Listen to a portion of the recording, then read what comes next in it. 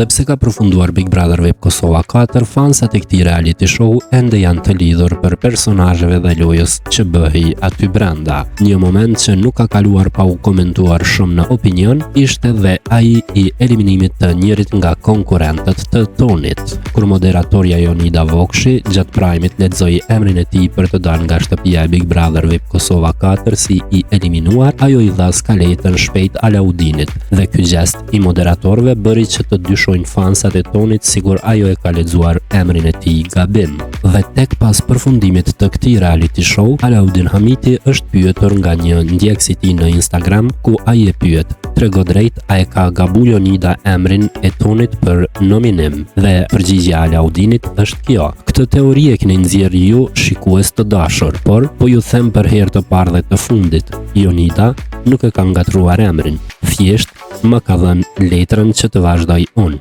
Tani mund të flini të qetë", përfundon përgjigjen e tij Alaudini.